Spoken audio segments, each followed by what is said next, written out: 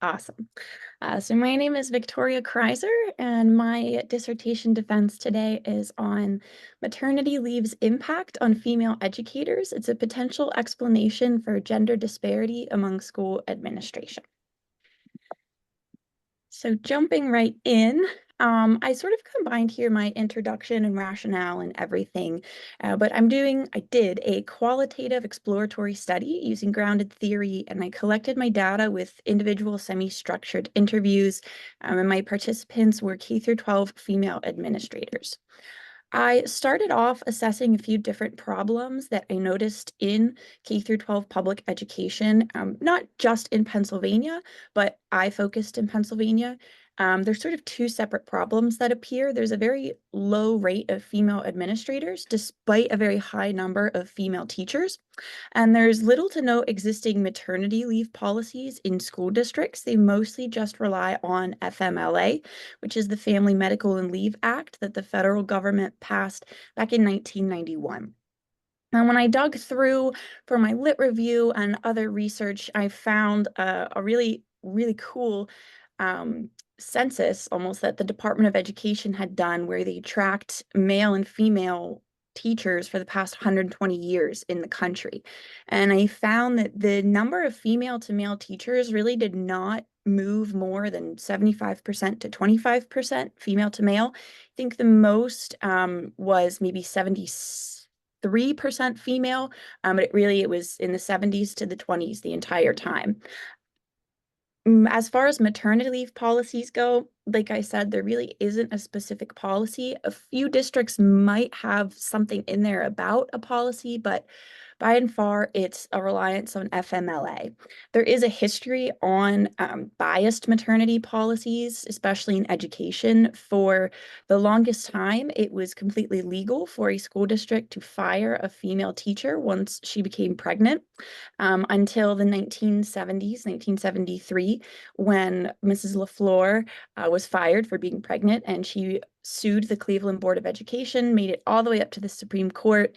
She won the case, and that led to the Pregnancy Discrimination Act in 1978. So it really hasn't been that long that females have had protection of being pregnant in the workplace. Diving more into the problem that I was uncovering, the two problems, we know that there's a sort of gendering in the teaching profession, right? Males tend to be the administrators, females tend to be the teachers. In 1973, only 1% of high school principals were female, and that's for the entire country. That's the most extreme statistic that I found, but it's a very extreme statistic. Female superintendents only recently grew to the low 20%, and I found that from a study done in 2019, which was the latest study released by the National Education Association. They have since done a study. They do them every 2 to 3 years, but they hadn't released all of the data, so I just focused on the 2019 study. Currently, just over 50% of principals are females in the country, but that didn't even occur until the 2007-2008 school year. Prior to that time, less than 50% of principals were females. The approach that I mainly took was trying to figure out why administrators have to start off as teachers, right? And so when you have a 75% of your population of teachers as female, it would make sense that you would have 75% of your administrators be those females or something close to that. But the numbers throughout history are very, very skewed. So out of that small 25% portion of male teachers, we get a majority of our administrators. So I turned my focus to maternity leave policies. There have been numerous studies done on various aspects about why there aren't many female leaders, both in education and outside of it. No one had really focused on maternity leave. So when I dove into maternity leave to do my lit review and see what I could find, like I said earlier, the US has no formal maternity leave policy. They're actually one of the only countries that does not have a paid maternity leave policy or a policy of any sort. In 2019, UNICEF did a study of the world's 41 richest countries, and the United States was ranked last. sadly. We are also the only country with no paid leave whatsoever. So we're not doing so great in terms of that, but we do have FMLA, which is the federal policy. It mandates minimum requires that employers must provide for medical leave, which encompasses maternity. So when school districts rely on FMLA, it's perfectly legal. They fall within the categories the federal government has set so they can use FMLA. And they have women apply for FMLA and they'll get that time. However, it's unpaid time. All FMLA guarantees is that a female will have a job, either her job or a job of similar stature when she returns, and that she can keep her, her paid medical leave as well. When I was building my theoretical framework, I focused mostly on two existing theories. One is the human capital theory. The other is the motherhood penalty. Now, the human capital theory has been around since it's developed sort of in the 70s. The gist of it is that any skills or characteristics that a person has, a human has, that might increase their productivity is considered their human capital. And when they gain that, employers are more likely to keep them on longer, keep them working longer, increase their income, and put back into their workers, training, skills, and whatnot, because they want to keep the workers that are helping them being productive. When I added this part of the theory to my theoretical framework, I looked at it as teachers being the sort of human capital because all administrators had to be teachers at one point, if they're principals or assistant principals. The school districts in this scenario would be the employers who are investing in their capital, which are the teachers, to supply a product, which is their good education to students. When maternity leave happens and a woman is no longer at work, she can't yield the product for the employer, so the employer does not invest in her. And that was the initial sort of thought that I had for my framework. And it turns out to be pretty spot on in that the product isn't there, so the employer doesn't invest in them in a sense of they don't want to supply the payment, right? They continue their payments for the time that they're out on maternity leave. The motherhood penalty is a more recent theory that's been developed in the early 2000s. It's according to the American Association of University Women, they describe it as a phenomenon by which women's pay decreases once they become mothers. But the working definition that I used was taken from several different authors, Diaz is Shuzika and Kelly et al. And I said that the motherhood penalty could be identified as when women's career mobility is hindered by motherhood. So it includes their pay, but it might also include simply moving positions, not strictly pay. Women are culturally seen as the caretakers of their family. They take on a majority of the responsibility for the housework and the children. That continuously occurred in my lit review. I found that as a reason why this issue might occur, the motherhood penalty. So I wanted to keep an eye on that, as well as this idea that employers, either consciously or subconsciously, tend to question the dedication and commitment that a mother can give their company. Becoming a mother and taking maternity leave, I theorized, was an inescapable penalty to a woman's career, in part because she's viewed less valuable to her employer. And the lack of a specific maternity leave policy within school districts and the reliance on just FMLA is a representation of both theories. The maternity leave does not benefit schools or school districts, nor does it increase the skills, effectiveness, or efficiency of the teachers. Therefore, the employer views it as an unnecessary expense, and the female employee suffers. I came up with one overarching research question and then two sub-questions to guide my research. The first, my big research question, I wanted to look at how maternity leave policies in K through 12 public schools in Pennsylvania impact the administrative careers of women in education. I broke this down further into two sub-questions. How do the different interpretations of FMLA and maternity leave policies impact women in education, focusing specifically on those who were aspiring for an administrative role, so they were currently teachers? And then I wanted to look at a very similar thing. How do the different interpretations of FMLA and maternity leave policies this time impact females in education, whether or not they were aspiring for an administrative role, in an administrative role, anything in that category?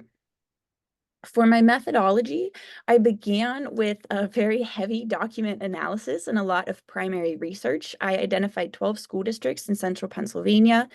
I'm going to jump ahead just a slide to show you this. This is a small snapshot of that analysis that I did. On the left of your screen, these are the 12 school districts I identified. I did block them out so you can't identify who they are, but there are 12 there. I found online there are you have access to various their collective bargaining agreements, the policies in the school and all of that. So I used that to identify what their maternity leave policy was said to be, and they all used FMLA. Some of them did offer up to 1 year of no pay, as you can see, but that was not very common. The bottom right snapshot that I put in here is just one of these school districts broken down. This one had, I believe, 13 schools within the district, and I identified the total number of assistant principals and principals and their gender. So when I found the total number of the female admin to male admin in each school district, I then put it in my big chart over here on the left. And I believe I have, it'll let me go back. I don't think I put it in here, but it falls well within that idea of just about 50%, just over 50% of principals and assistant principals are female and under 50% are male. So it's right on that cusp where things are changing, which fits in with what I had found in my lit review. When planning out my interviews, I at first thought that I was going to use purposeful sampling and only interview women in either principal or assistant principal positions who had children while they were employed by a school district and taken maternity leave. I did not want to look at superintendent positions or other administrative positions because I had found so much data really on principal and assistant principal positions only. And I really wanted to focus on finding women who were currently in one of those positions and they had a child while in that position. We'll find out here in a minute that that was sort of wishful thinking. I did have to change that drastically, but I conducted 4 pilot interviews prior to my dissertation defense, and I used those interviews to refine my questions so that I had a really solid set of interview questions when I was running my study. I did one-on-one interviews to get the bulk of my qualitative information. I did manage to stick to what I originally wanted in the sense of not having superintendents or assistant superintendents, but I found that it was very easy to find women who were currently principals or APs and had a child while they were a teacher. And then once the child grew up a little bit, they moved into administrative work. I really couldn't find any women who were in an AP or principal position and had that child while they were in that position. I tried different ways of contacting women. I opened up my sort of pool to see if there were people outside of the 12 school districts, to see if I could get participants still in Pennsylvania, but really anywhere. I looked at different positions, so maybe director of special ed, director of human service, like anything sort of administrative-ish.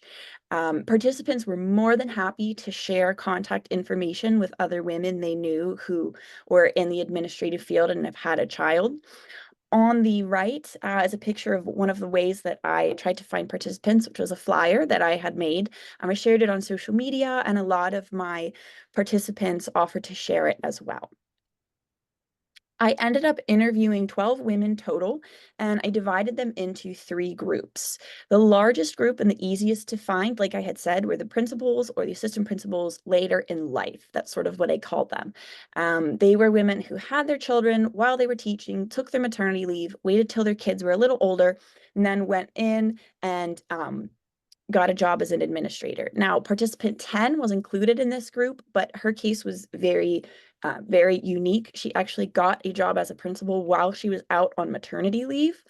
Um, but when I had asked her in her interview, what did you say during your job interview? Did you tell them that you were 4 weeks postpartum? How did they take that? She revealed that she didn't lie, but she made sure to avoid any questions about children because she thought if she told her prospective employers that she had just had a child and was on maternity leave, they would not hire her. So I included her in that category because of that. The smallest category were principals or APs during pregnancy, meaning they had had a child while they were in that position. They all really had unique circumstances surrounding their pregnancies, um, which I'll go into a little bit later. But only one had, I guess, what I would call the traditional route, where she had been hired as a principal and about 6 years into her career had a child. The other group, and this is where I opened up my participant pool to central office administrators. There were four women that I found, and they were in various roles within the district. I had directors, assistant directors, or supervisors. And the only women who had children while in an administrative position, they'd been in their position for several years prior to their pregnancy, which is very similar as the first group. I couldn't really find anyone who had a child while they were in an administrative position. So even though I thought this category would be drastically different, it really fit in and just strengthened what I was finding with my first group. This is a breakdown of the 12 participants. Their ages ranged anywhere from early 30s to mid 50s. They had spent many years in education. I think the most was 30 something, and the lowest was 13. I do want to draw your attention to the far right column, the while pregnant, or how did I title it? Hired while pregnant. There was only one woman or one participant that I could find who had been hired while she was actively pregnant.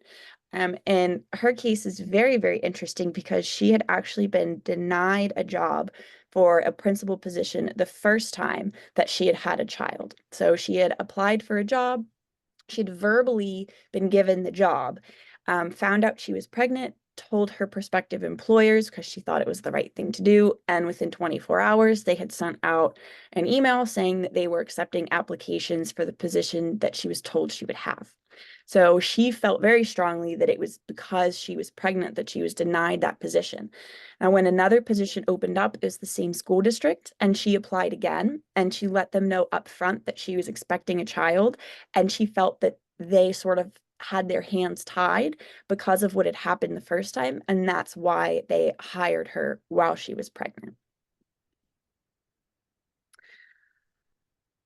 For the qualitative interviews, they were all done either in person or using Zoom. I transcribed them all within 72 hours and deleted the initial interview once the transcription was complete. Transcriptions were stored on my personal computer in an encrypted folder, and all participants were given numbers to keep their identities protected. So I used no names. As far as data analysis goes, we will get more into that here in a moment, but I really used grounded theory, and I ended up producing a new theory identified as the self-imposed motherhood theory, or motherhood penalty, excuse me. I used inductive coding with open coding, then axial coding. I drew themes, and I used peer debriefing and member checking to make sure that I was on track with what I was finding. These two snapshots are just some examples of the codes that I had pulled from my interviews. There were quite a few. There were 3 pages, but I only put 2 up here. They ranged anywhere from, just basic talking about FMLA and the policy itself, all the way to planning to have kids, lots of talk about men and their positions in the world and things like that. And it was very interesting that flexibility, or the idea of being flexible, was something that cropped up in almost every interview. And I really hadn't thought of it prior to my study, that flexibility might be so big, might be as important as it was. See how I'm doing with time. Okay. So again, using the research questions to guide me, when I began sorting out my themes, I found that even though I tried to get very specific with my research questions, the results revealed that it was kind of a generic maternity leave policy impacted all aspects of a woman's career, whether she was aspiring, already attained, um, was a teacher, was a principal, was a somewhere in administration. It was all really the same in that it negatively impacted them. Some women felt their career was directly impacted by being overlooked for jobs, while others felt it was indirectly impacted. They all agreed that their maternity leave unfairly impacted both their sick days and their retirement, as well as superannuation upon retirement.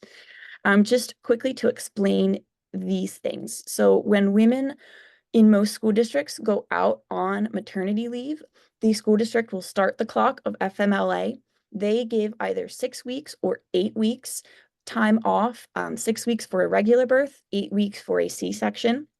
They do not necessarily go by the 12 weeks of FMLA. They do 6 or 8, and that's just something that HR does. And this was in every school district, about 15 of them that I ended up looking at. Women are also required, if they want to get paid, they are required to use their sick days during this time of FMLA. So when women come back, they're out on average 30 sick days, which for some of them is all the sick days they had. So if they had to take off for being sick, or their child was sick, they were automatically taking unpaid days. One of my findings, and this is a really big one, pregnancy creates a disadvantageous position for women in education. I had hinted on this earlier, but the 3 women that were able to make having a child while in their position successful, they were the only ones that could do it, and they all had unique circumstances. The only principal who had a child while in her current position without any setbacks whatsoever was participant 8, who, like I said earlier, had been working in her job as a principal for almost 6 years prior. Participants 2 and 11 had children while in a principal or AP position, and the one I had mentioned, participant 2, had her second child because she had been denied with her first child. And participant 11 was hired, excuse me, when she was pregnant. She did not know she was pregnant at the time. And then she subsequently suffered a miscarriage, which she in part said was due to the stress of the job. I identified that individual districts' policy interpretation greatly impacts women in all areas of their career and their life, really.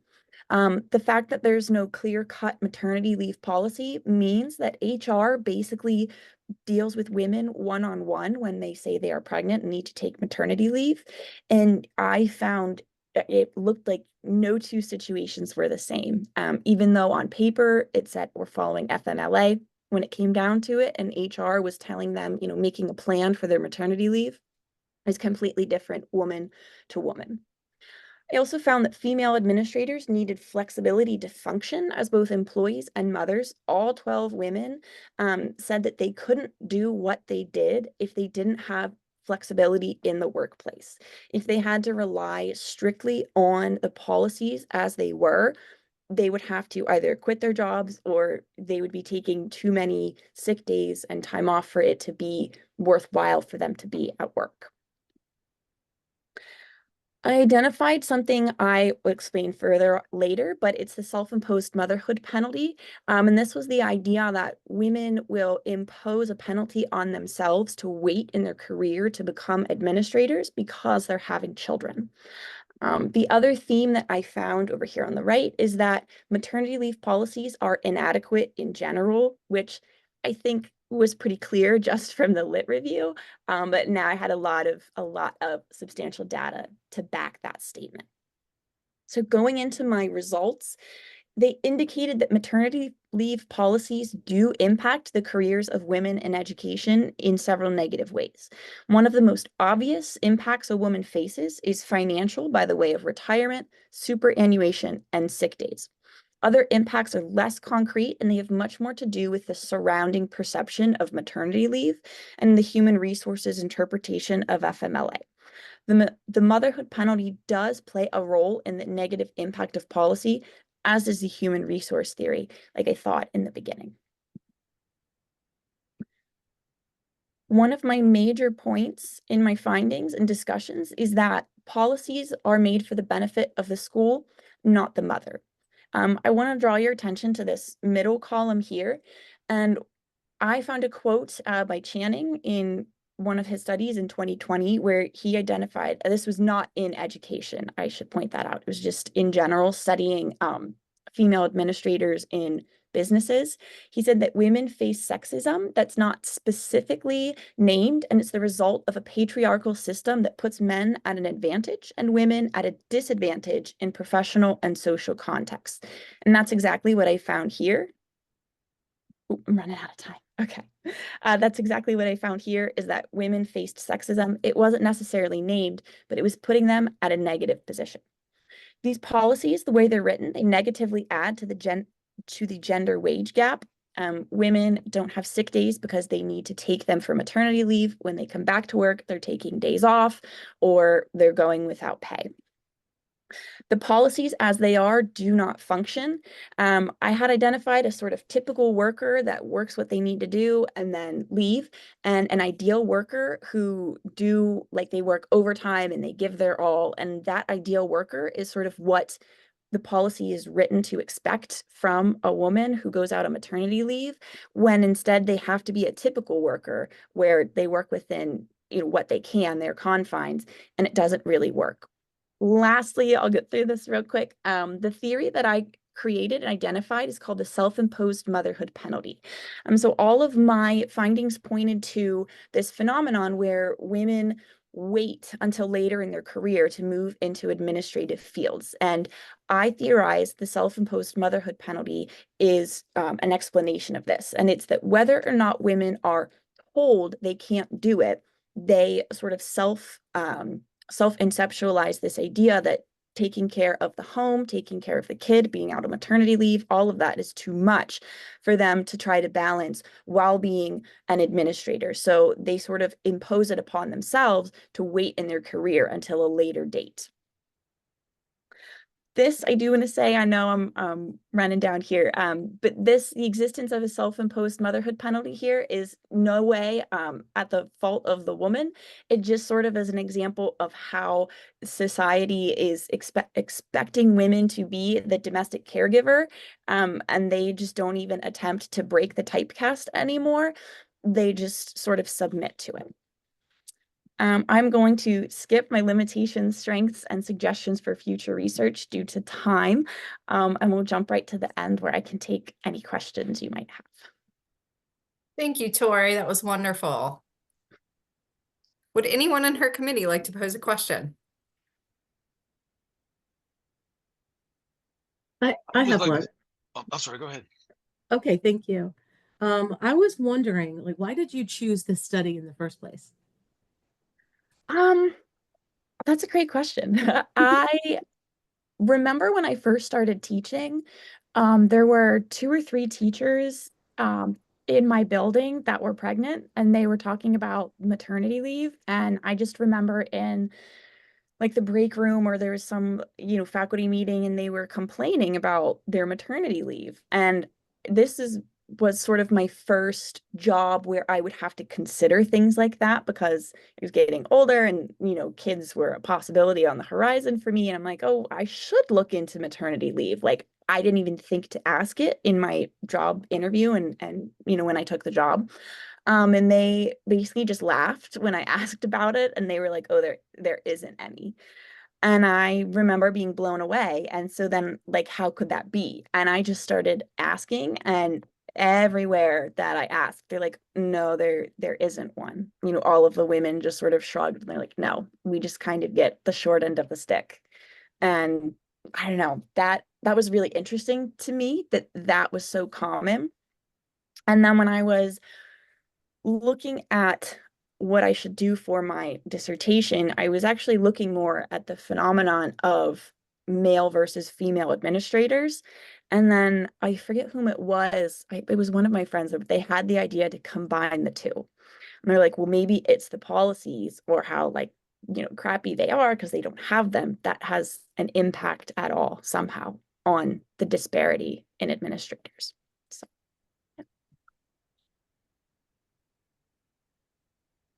Yeah, congratulations on an excellent presentation, Tori. Really, I really have loved this topic from the beginning. Partly based on my own experience, I was a administrator in a high school, and then also became a central office administrator. And I saw this exactly what you're talking about play out in many situations. Probably the biggest surprise I saw were some of the women making those decisions were also kind of leaning more in favor of hiring a male than not go through potential absence, that type of thing. But then I understood it in one situation. I'll give you an example. So one system where I was, if somebody went out on maternity leave or any other leave, there was no replacement. There was no substitute assistant principal, if you will, right? The other system there was. So knowing how difficult administration is, I can almost understand the rationale. I can't have anybody leave me even for a day, but you're talking about 6 weeks, 8 weeks, 12 weeks. Wow, I don't know how I'm going to make it, So that almost made more sense to me. I'm not trying to rationalize or justify. I'm trying to rationalize it, I guess. But you see what I mean? In PA, did you find that was consistent, that folks would not have a replacement, or was it consistently across the board they would have a substitute, so it wasn't that big of a deal in this study? Nope, it was definitely the first case where when women were going out, they on maternity leave, they were stressing. They didn't know who was going to replace them. If they were a teacher, they didn't know if there would be a long-term sub who would be able to be there every day for those 6 weeks, which would make planning easier, or if it would be a day-to-day sub. I mean, one of the frustrations the women expressed was that they are expected to leave lesson plans for their 6 or 8 weeks out on maternity leave. Mm-hmm. Um, and so they're writing lesson plans and they're taking their sick days, but that time still does not count towards their years of service for the state that go into retirement. So that sort of impacts them financially as well, because towards the end of their career, if you're looking at how many months you have left to reach the state wants 35 years. If they don't have that time, then you have to keep working. So many women said, oh, I only had, 34.3 because I had taken this many weeks total out on maternity leave. So they had to work into the next school year. Like, even though this time that I'm gone, I'm writing lesson plans, I'm using my sick days, like I'm sort of paying for it like I would in any other situation. I'm still being penalized for it. And I think many districts, sort of how you said, it's like, well, we don't have a body there. So we sort of don't want you, it's like a discouragement, right? We don't want you to have to go out for longer than you need to because it's hard to get somebody in to cover for them. I think without a doubt, that's a big part of that. That's an institutional flaw in that we don't have money to pay for subs. Therefore, that's going to further put the pressure on administrators to look to hire people who are they can count on being there every day. So again, and I think the other thing too, I think you alluded to this. PA is probably the same as Maryland. You rack up all these 6 days when you retire, you can cash those in. Yep. Right? If you just gave away all your sick days, you're not getting the same as a male who, let's say, I go through this and I keep my sick days. So again, there's a huge disparity there in terms of that payout for retirement, and that's the same at PA, I think, too, right? Yep. Yep. That's the we call it superannuation. Most Okay. districts have it. It varies in ways that they'll whether it's like they chunk years together, like 20 or 25 days, 50 days, 100 days, they give you so many per day. But yeah, most districts do have superannuation. Okay, yeah, that's what I thought you were referring to, but that's one of those big 25-cent words. We just called it, we cash out. We cash out our sick Yeah. days. Thanks for that. I appreciate that. Yeah. All right. Well, in the interest of time, I think what we'll do now is we'll put Tori and her guests in a waiting room, which I am not sure how to do, but I I'm have gonna one figure quick it out. point if I Okay, can. go ahead, Mark. We had a dissertation defended here 11 years ago on career paths of female elementary assistant principals. And these people were on the assistant principal track. I don't remember that dissertation well. I could call it up on ProQuest. And there was a group of female assistant principals that were on sort of the principal track. Mhm. And some of them sort of got off of it and some of them stayed on it. And child rearing was a big piece of discriminating for principals that were on and off. I don't, however, remember whether maternity leave factored in or not. I could send that to Kevin and he can shift it along to you if you want, maybe send it to you directly. But I do, that was a piece that was done here 11 years ago on a similar topic, but not the same one. Yeah.